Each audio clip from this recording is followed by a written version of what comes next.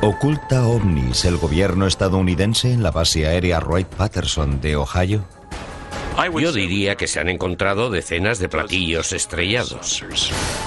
¿Existen documentos desclasificados que demuestren que se transportaron a dicha base restos de naves siniestradas? Según varios informes, se extrajeron entre 14 y 16 cadáveres de esa nave. Por primera vez en televisión, testimonios y evidencias del más alto secreto. Se me autorizó a levantar el secreto. Nunca he contado esto en televisión. ¿Existe una conspiración al más alto nivel para ocultar pruebas sobre el fenómeno ovni? ¿O estamos solo ante un mito más? No hay mejor lugar que la base Wright-Patterson para conocer toda la verdad en relación con los ovnis. Acompáñenos a conocer qué realidades se ocultan tras el Hangar 18, el almacén de ovnis.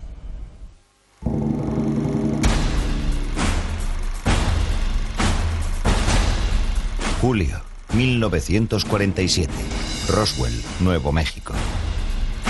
Restos de una nave desconocida cubren una zona de 1,5 kilómetros de largo y cientos de metros de ancho. El ejército envía al lugar un amplio contingente de soldados. Su misión, proteger y rescatar todo resto hallado en la escena del siniestro. El primer comunicado del ejército describe la nave como un disco volante. El propio ejército desmiente esta primera información y convoca una rueda de prensa anunciando que los restos pertenecen a un globo meteorológico. Pero en opinión de un gran número de ufólogos, mientras se distrae a la prensa con restos supuestamente falsos, los restos auténticos encontrados en Roswell y posiblemente otros materiales son puestos bajo control militar. Habrían sido aerotransportados a casi 2.500 kilómetros de distancia hasta una base militar en Dayton, Ohio, llamada Wright Field. Según la leyenda, el lugar exacto donde se custodiarán esos restos es el hangar número 18 de esta base. Sabemos que ese material se envió a Wright por testimonios de personas presentes en el lugar de envío y en el de destino. Un documento desclasificado del 8 de julio de 1947, días después de la colisión de Roswell, también está vinculado a la base Wright Field. El objeto encontrado se asemeja a un globo meteorológico de gran altitud con reflector de radar, pero la conversación telefónica entre la oficina y Wright Field no confirma ese extremo. Disco y globo se envían en vuelo especial a Wright Field para su examen.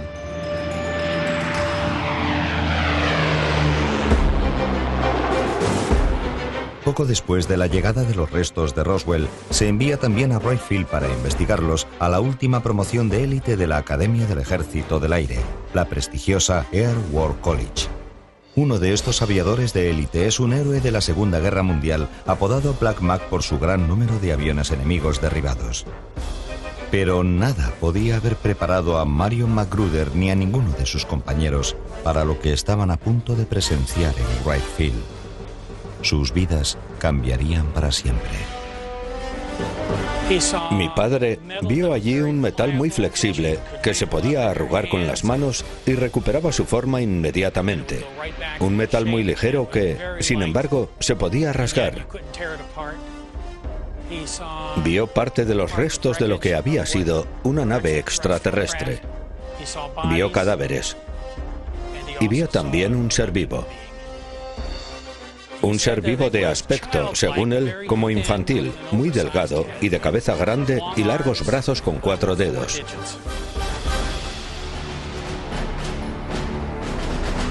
Mi padre dijo textualmente: aunque no de forma deliberada, nosotros matamos a aquel ser. Dijo que se experimentó con él, pero que, evidentemente, no sabían cómo mantener vivo a aquel ente. Finalmente murió. Aunque mi padre fue más allá. Mi padre dijo: lo matamos nosotros. El teniente coronel Marion McGruder y sus compañeros de promoción son obligados a guardar juramento de silencio bajo amenaza de consejo de guerra. Black Mac no desvela nada durante 50 años, ni siquiera a su propia familia. Pero en 1997, viéndose gravemente enfermo, comienza a sincerarse con sus más allegados. Le dije, papá, ¿no crees que ya es hora de que nos digas lo que sabes? ¿De compartirlo con nosotros? Él me respondió entonces que se trataba de un secreto terrible. Terrible por tener que cargar con él toda una vida, por tener que ocultárselo no solo a los suyos, sino al mundo entero.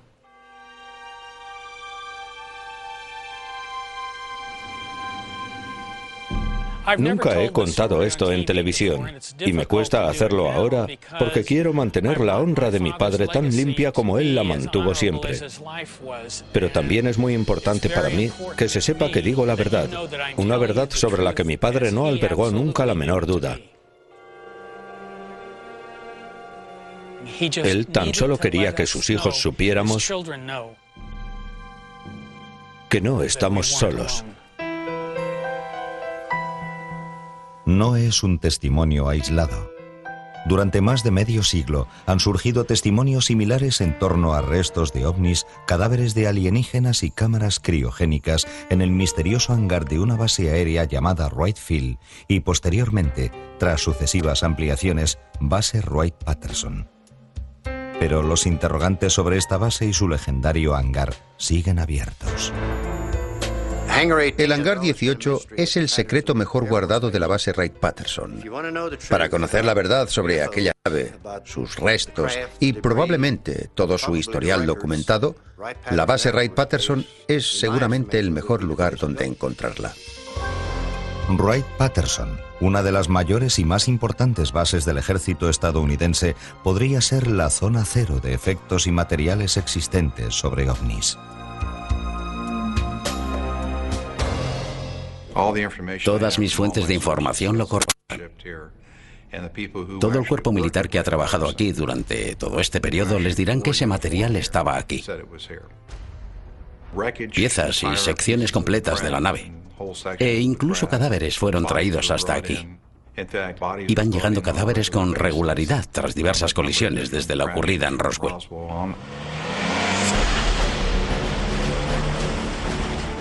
No solo se han enviado a Wright-Patterson restos de colisiones de ovnis. Entre principios de los 40 y finales de los 60, toda la documentación militar sobre ovnis se ha redactado en la base como parte del proyecto oficial de investigación ufológica llamado Proyecto Libro Azul. Wright-Patterson se ha convertido en una de las bases aéreas más citadas por los ufólogos. Sin embargo, la descripción oficial de la base es muy distinta. Lo que hace realmente única esta base es su proyección de futuro. ¿Cómo va a ser nuestra fuerza aérea del mañana? ¿Qué aviones pilotaremos? ¿Qué armamento llevarán? ¿Qué tecnologías se incorporarán a sus cabinas? El laboratorio de investigación de la Fuerza Aérea se encuentra aquí. La compra de aviones para nuestra Fuerza Aérea se realiza en nuestras oficinas. Supervisamos todos nuestros vuelos de prueba, toda nuestra ciencia y tecnología. Y las principales misiones de inteligencia realizadas en nuestro espacio aéreo. Naturalmente, parte de nuestras investigaciones en lo que respecta al ámbito tecnológico es materia reservada, en beneficio e interés de nuestros soldados y aviadores.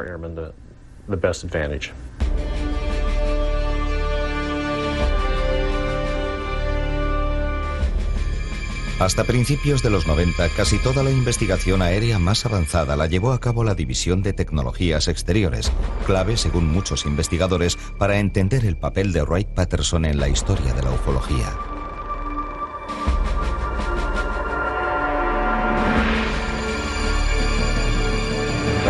La División de Tecnologías Exteriores era el órgano responsable del espionaje técnico y científico aeroespacial, más en concreto de estudiar la capacidad de misiles extranjeros, en especial los de la Unión Soviética. Era pues un órgano preventivo ante posibles sorpresas tecnológicas, el órgano experto en armamento enemigo. Si en la base Wright-Patterson del Ejército del Aire se ha duplicado tecnología tanto soviética como alemana, ¿Por qué descartar que se haya hecho lo mismo con tecnología extraterrestre? No tengo la menor duda de que se ha hecho.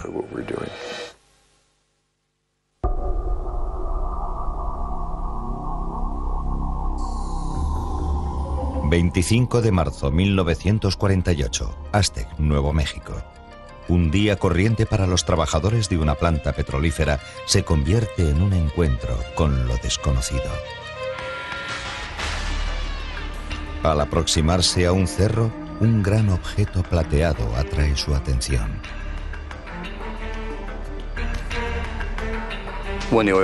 Se encontraron con una especie de disco de unos 30 metros de diámetro. El estado intacto de la nave hace pensar en un aterrizaje más que en una colisión.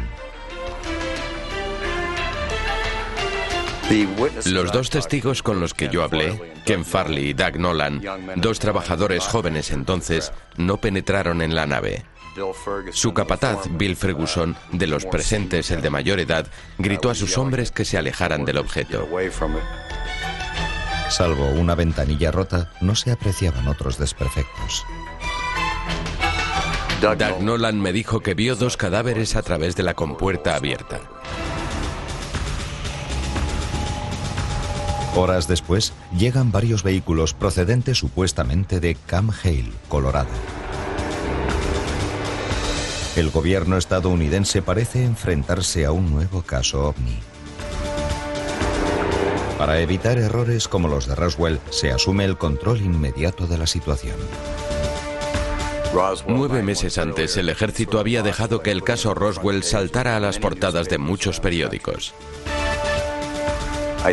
Creo que habían aprendido la lección. Creo que habían perfeccionado sus técnicas de recuperación de naves accidentadas. El secretismo comenzó desde la misma llegada al lugar del ejército. Recordaron a los testigos su deber patriótico de mantener el secreto, obligándoles a prestar juramento de silencio. Entonces, cualquier exigencia en aras de la seguridad nacional se cumplía por respeto y lealtad al gobierno. El ejército quería aquella nave y haría lo que fuese por llevársela de allí.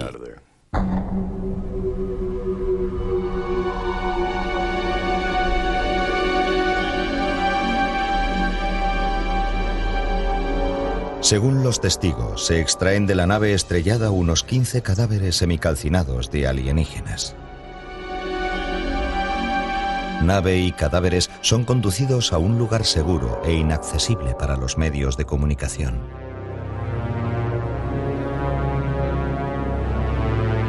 Lo lógico habría sido transportarlo todo a la base más próxima donde poder controlar todos sus accesos, luego a un lugar acorde a lo que se quisiera hacer con el hallazgo, pero el destino último iba a ser invariablemente Wright-Patterson. Es el alto número de cadáveres de alienígenas hallados en Aztec lo que hace de él uno de los casos más señalados de la ufología.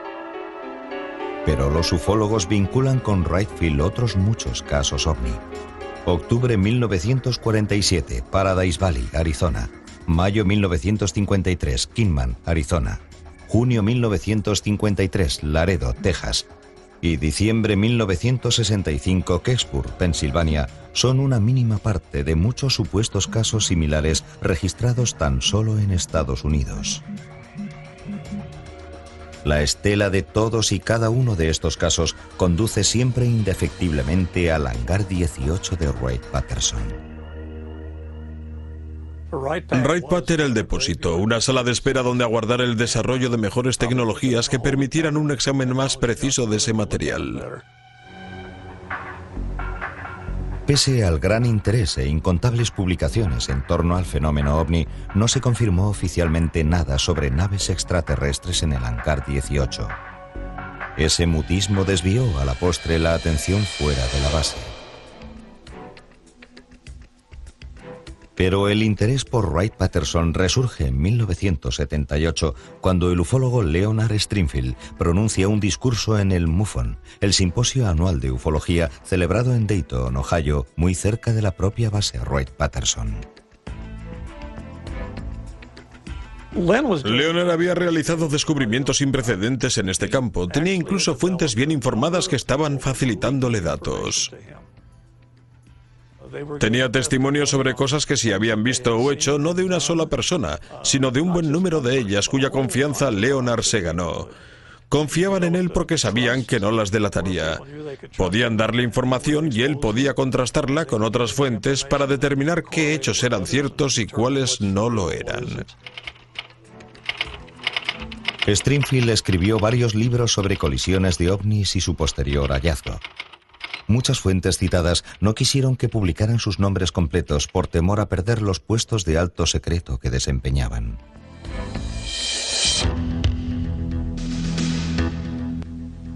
Entre los casos almacenados en el hangar 18 de Wright-Patterson figuraba el de un piloto de la Armada identificado tan solo con las iniciales PJ, quien, junto con varios compañeros, entró fortuitamente en el hangar. Durante 30 breves segundos vio un objeto en forma de disco de color metalizado de unos 5 metros de ancho por casi 3 de alto. No puedo confirmar nada más que lo que había allí. Según Stringfield, los pilotos fueron sorprendidos por los guardas y desalojados del hangar. Una vez fuera, llegamos a la conclusión de que nuestro gobierno había construido y quizá incluso puesto en funcionamiento platillos volantes.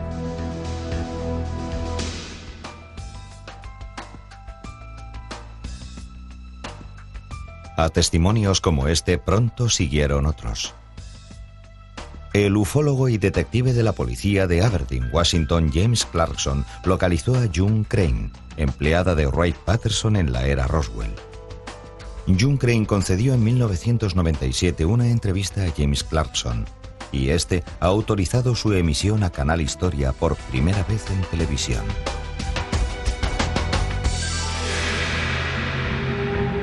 Ocurrió a principios de la década de 1950. Según los documentos facilitados por June a Clarkson, como mecanógrafa tenía acceso a información de alto secreto. Una tarde, un teniente la sorprendió con un fragmento de un extraño metal. He threw it on my desk, and he says, "June, you're a good wrecker. Tear that thing apart. Break that up." And I took it and I bent it and I twisted it and I laid it back down and it got right back the same shape. So it's fairly thick, but it doesn't weigh anything. But it had no weight at all. It was like a feather. I says, "Well, what is it?" And he says, "Piece of a spaceship." He said, "I just come back from New Mexico and I brought it with me." Principios de los años 50. Wright-Patterson es el centro de investigación y producción de la tecnología más sofisticada del Ejército del Aire y el más avanzado de América.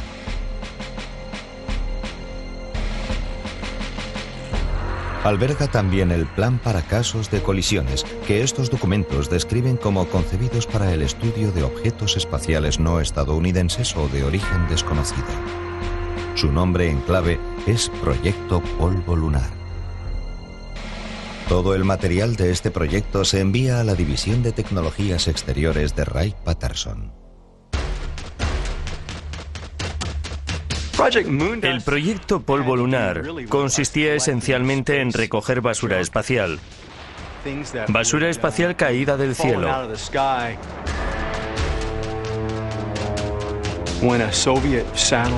Cuando caía un satélite soviético, una pieza de un misil o un lanzador espacial soviéticos en una zona a la que podíamos acceder, nosotros teníamos que recuperar toda la cantidad de material posible para estudiar su composición, su estructura, componentes, etc.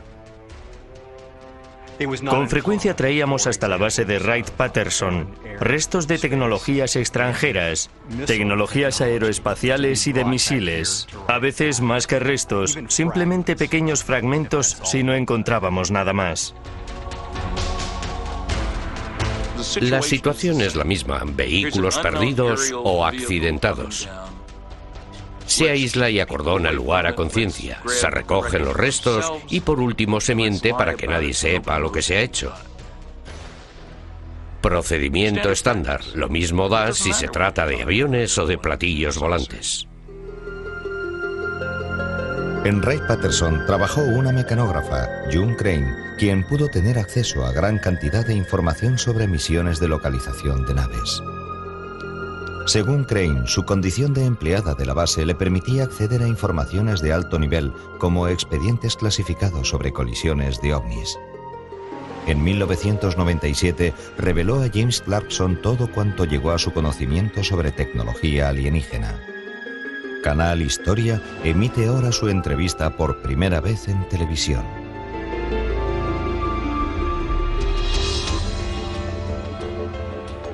There was 3 times that I'm aware of.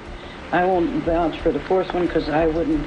Are these 3 crashes that you heard about while you worked at Wright-Patterson? One was the Roswell, and then there was 2 other ones. So as of 1952, they knew about 3 crashes of vehicles that were probably extraterrestrial. Right. And then the one where they brought the 2 men into Wright-Patterson Air Force Base and put them in the icebox. I didn't see it because nobody was allowed to see it. Okay, when 2 little men... He called them little green men. Then he described them as a greenish blue. And they were 4 foot tall, and they were dead. And we're talking about non-humans. The non-humans, right. Según Clarkson, Crane no mencionó el asunto en 45 años. Había firmado un acuerdo de confidencialidad cuya ruptura se multaba con $10,000. Pero en 1997, Crane se decidió a hablar. En un email remitido a este programa, Clarkson cita palabras textuales de Crane. Tengo 72 años. ¿Qué van a hacerme? ¿Pegarme un tiro? ¿Encarcelarme? Creo poder afrontar ambos riesgos. June murió en 1998, pero su testimonio parece ratificar la presencia de cadáveres de alienígenas en Wright-Patterson. Y según muchos ufólogos hay más testimonios. Yo hablé con ciertas personas, de las cuales entrevisté a algunas, y todas me aseguraron que había cadáveres en Wright-Patterson, entre ellos cadáveres recogidos tras el incidente Roswell. La base contaba con instalaciones de almacenamiento refrigeradas para especímenes biológicos. Tenían un laboratorio para el estudio de antropoides, es decir, monos, simios, etc. Una perfecta tapadera, ¿por qué no?, para estudiar también seres extraterrestres. Otros datos sobre Wright-Patterson los proporcionan los trabajos de Leonard Stringfield, el ufólogo especializado en casos de colisiones de ovnis. La mayor parte de los testigos de Stringfield prefirieron guardar su anonimato o ser nombrados solo con iniciales. Uno de ellos, un exoficial de inteligencia, afirma haber presenciado la llegada a Wright-Patterson de cadáveres de alienígenas en 1953. Yo vi los cadáveres en Wright-Patterson. Estaba en el lugar y el momento indicados la noche que llegaron los embalajes a bordo de un DC-7. Stringfield entrevistó también a un oficial del Ejército de Tierra que fue testigo de la llegada a Wright-Patterson de otros 4 cadáveres en 1957.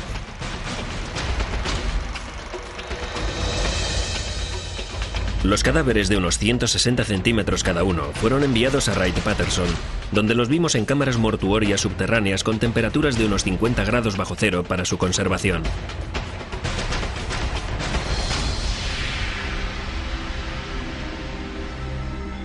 A pesar de la pasión de Stringfield por el tema, su negativa a revelar sus fuentes frustró a muchos ufólogos que se vieron así incapaces de contrastar plenamente los datos.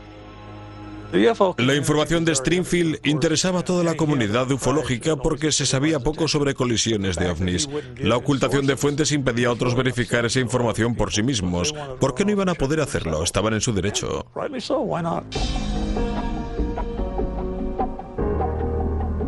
Yo he dicho a muchos colegas que siempre es admirable hablar e investigar sin tapujos, pero no podemos tomar cuanto dice Stringfield como palabra de ley porque hace falta verificación máxima, máximo rigor, algo que a Stringfield a menudo le falta. Pero no todos sus testigos solicitaron anonimato. El prestigioso ufólogo Ted Phillips declaró ante Stringfield haber tenido acceso a fotografías que muestran detalles de algunos de los cadáveres de alienígenas presuntamente almacenados en Wright-Patterson.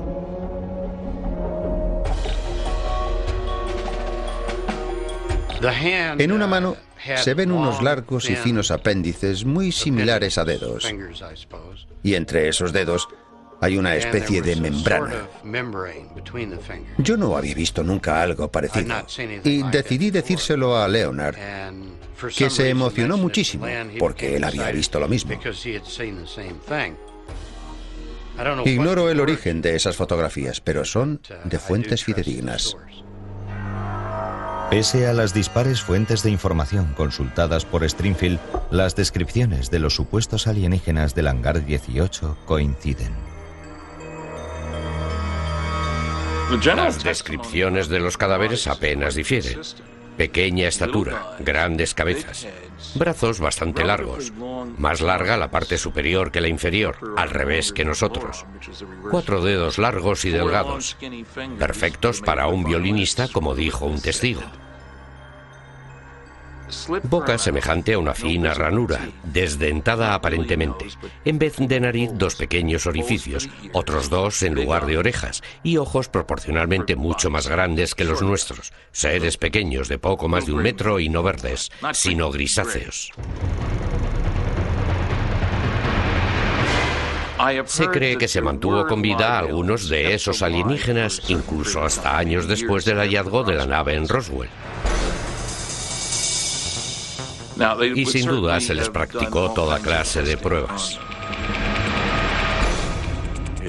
Si tuvieron en su poder al ocupante de una nave extraterrestre, no dudarían en practicarle una autopsia para determinar sus diferencias fisiológicas respecto a nosotros, sus diferencias genéticas respecto a nosotros, además de otras investigaciones muy avanzadas. Esas pruebas, combinadas con resultados de pruebas practicadas a alienígenas vivos, darían lugar a un proyecto de estudio biológico fascinante. ¿Existe o ha existido un depósito secreto subterráneo para esos cadáveres? El secreto mejor guardado de Wright-Patterson es la vasta red criogénica necesaria para preservar esos cuerpos.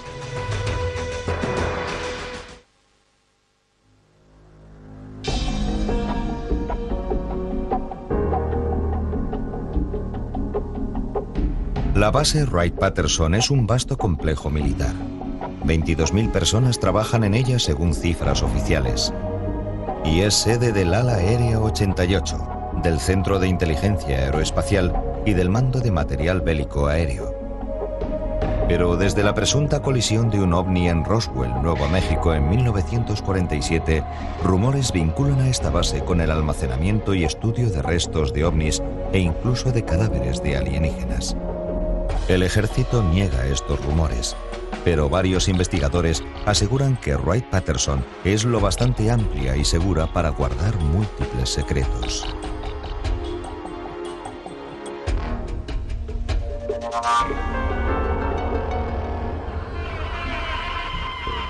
Yo estuve en el ejército 22 años, 6 de ellos en la base aérea Wright-Patterson.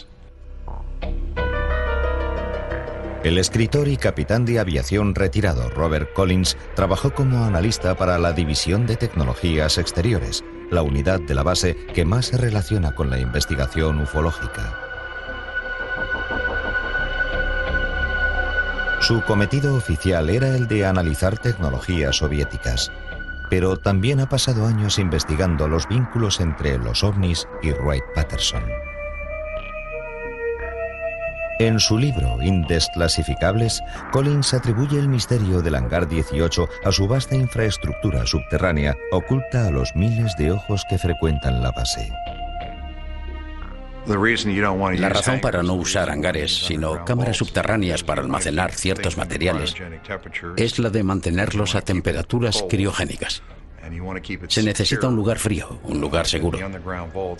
Las cámaras subterráneas son el lugar idóneo. Y hay evidencias sobradas para creer que esas cámaras estaban ahí.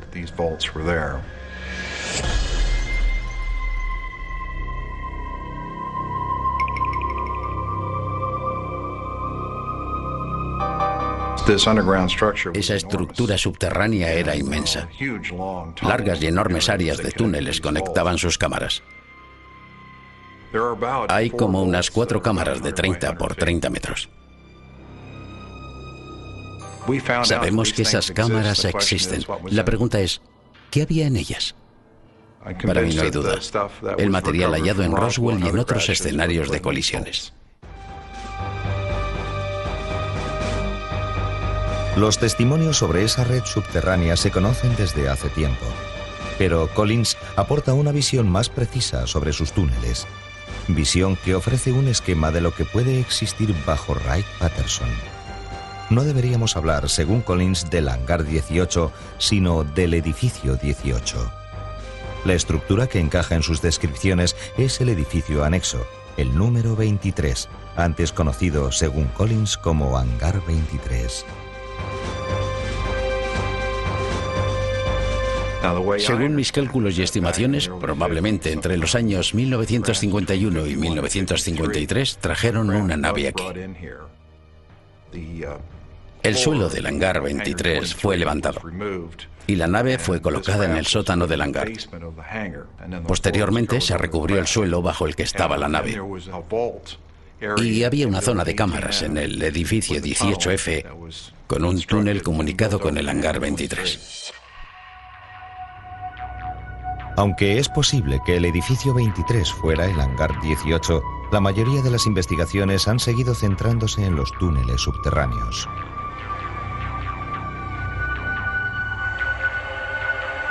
La base aérea Wright-Patterson cuenta con una amplísima red de instalaciones subterráneas, cada una de ellas con una configuración diferente, pero con suficiente profundidad como para crear en ellas un perfecto y remoto laboratorio para el examen de artefactos alienígenas encontrados durante todos estos años.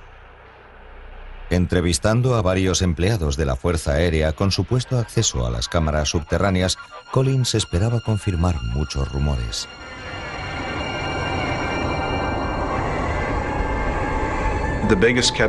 El mayor secreto de esas cámaras era la red criogénica necesaria para la preservación de los cadáveres, que entiendo debía ser forzosamente muy extensa. Había en ella grandes cilindros de almacenamiento a temperaturas criogénicas, con capacidad para una media docena de alienígenas de baja estatura. Quizá nunca se sepa qué se esconde bajo esta base aérea. La custodian las más altas medidas de seguridad. Sus cámaras subterráneas son terreno vedado para cualquier observador externo e incluso interno. Son secreto incluso para parte del alto mando, una de las materias clasificadas de más alto nivel de todo el aparato de gobierno de los Estados Unidos. Un memorando desclasificado de julio de 1947 muestra el interés del entonces director del FBI, Edgar Hoover, por una nave encontrada y su frustración por no tener acceso al caso.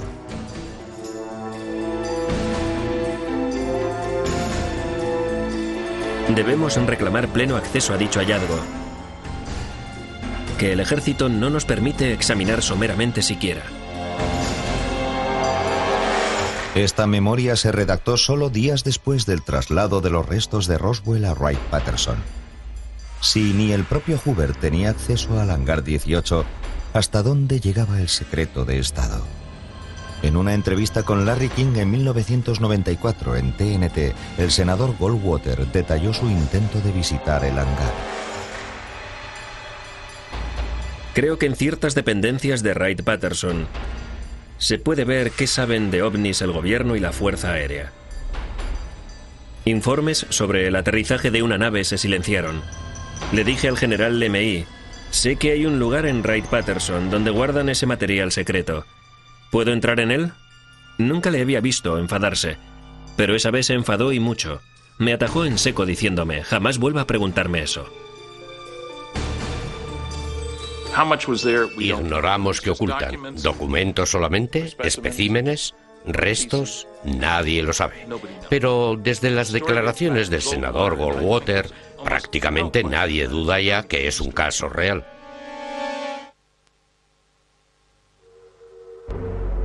Existen planos, por fin desclasificados, bosquejos de lo que parece ser un platillo volante.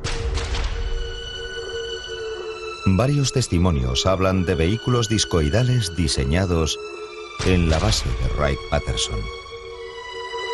Estos documentos de 1995 evidencian que el Centro de Inteligencia Técnica Aérea de Wright-Patterson inició la construcción de una nave discoidal llamada Proyecto Silverback.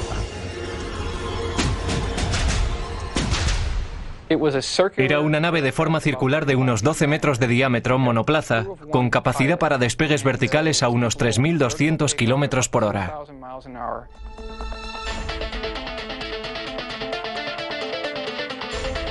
Hay quienes juran que la nave Silverback llegó a volar, aunque la mayoría cree que probablemente solo existieron sus planos. Pero este no fue el único ejemplo del interés del ejército en vehículos discoidales.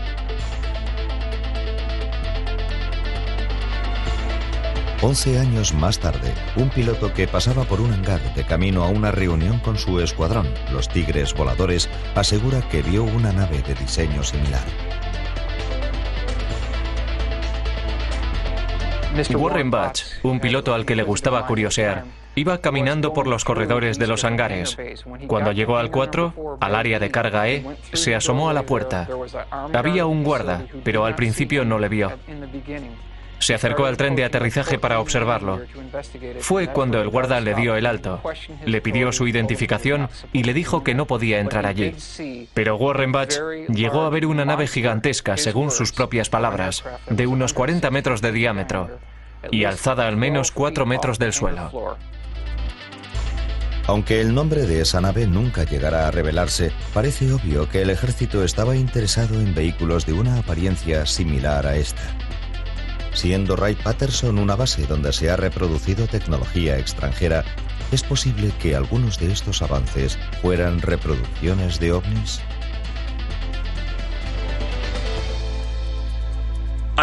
Yo creo que se ha invertido un gran esfuerzo en el estudio de piezas y componentes de ovnis siniestrados y de los datos instrumentales de seguimiento de naves. Pero dudo que sepamos reconstruir aún esa tecnología totalmente. Me refiero a algo parecido a platillos o naves nodriza. Si le hubieran dado a Colón un presupuesto ilimitado y un submarino nuclear y le hubieran dicho, aquí tienes este presupuesto ilimitado y este submarino nuclear, necesitamos 2 más como este, ¿podría haberlos construido? No. Verano de 1980. Sobre Wright-Patterson, una serie de misteriosas luces surcan el cielo. Según testigos y periodistas, la supuesta nave no se parece a nada que hayan visto hasta entonces. Fue descrito como un objeto moviéndose hacia arriba y hacia abajo, muy luminoso, que a veces se quedaba inmóvil largos lapsos de tiempo. También se dice que desapareció justo sobre Wright-Patterson. Pero para nosotros la prueba concluyente fue la persecución del objeto a cargo de 2 agentes de policía. Lo siguieron hasta Dayton y allí perdieron su rastro, lo cual parece corroborar que el objeto tuvo que aterrizar en la propia base Wright-Patterson.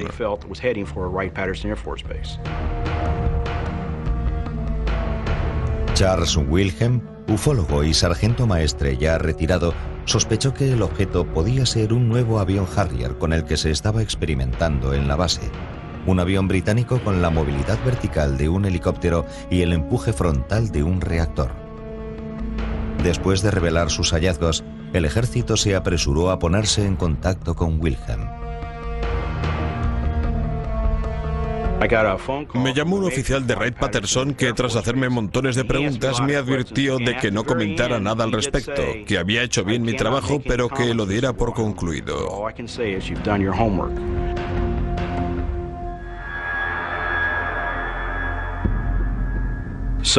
Por eso muchas de las cosas inexplicables que algunos ven en el cielo no tienen por qué ser naves de otros mundos. Normalmente son nuestros propios militares ensayando tecnologías cruciales para nuestra defensa. Eso explica el gran secreto que las rodea. Por eso, yo confío en nuestro ejército y lo apoyo incondicionalmente. Este incidente sugiere otras posibilidades sobre las actividades en Wright-Patterson. Quizá tras muchas de las leyendas sobre el Hangar 18 haya proyectos militares de alto secreto. Creo que es importante tener en cuenta que el gobierno, junto con la División de Contraespionaje de nuestras Fuerzas Aéreas, es el primer interesado en la difusión del mito ovni para desviar la atención de sus propios proyectos. Se quiere hacer creer que todo objeto volador avistado es de origen extraterrestre. Nosotros no podríamos copiar el diseño de esas naves. Se desinforma o confunde hablando de discos volantes, haciéndolos parecer innovaciones humanas. Es una tendencia en alza. Nada mejor para un gobierno que la desinformación a la hora de mantener un secreto.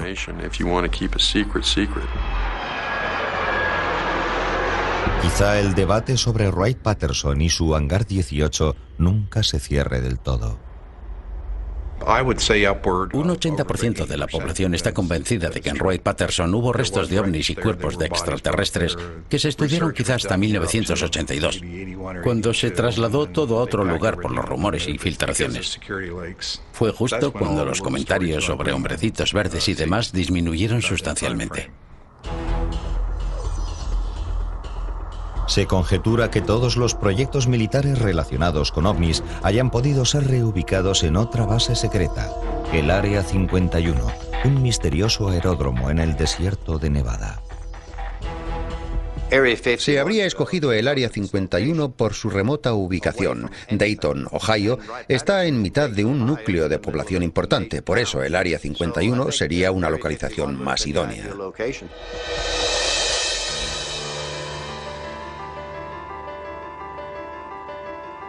El gobierno rehúsa admitir la existencia de restos de ovnis en su territorio. A pesar de ello, hay documentos oficiales en los cuales se indica que restos de misteriosas colisiones, como la de Roswell, fueron enviados a Wright-Patterson para su estudio. Han existido proyectos gubernamentales que han demostrado un reiterado interés por cualquier vehículo espacial localizable. Existen también testimonios según los cuales el gobierno se empeña en silenciar todas estas actividades. Pero, ¿por qué? ¿Cuál es la verdad que se esconde tras la leyenda del Hangar 18? No hay pruebas concluyentes de que tengamos cadáveres de alienígenas. Es pura rumorología y especulación. Como ensoñación romántica resulta sin duda mucho más atrayente, pero lo cierto es que en 60 años no han aparecido pruebas materiales tangibles. Sin duda, existió esa nave de Roswell y también otras naves que cayeron en manos de fuerzas leales a los Estados Unidos. Pero el Hangar 18, tal como lo ha concebido la imaginación popular, es ciencia ficción. Es parte de los rumores que circularon entre la comunidad ufóloga durante más de 35 años. Si uno se encuentra platillos volantes, no se deshace de ellos sin más. O existen en Wright-Patterson o en cualquier instalación subterránea, pero estén donde estén, se hallan en un almacén bajo control estadounidense. No se han deshecho de ellos.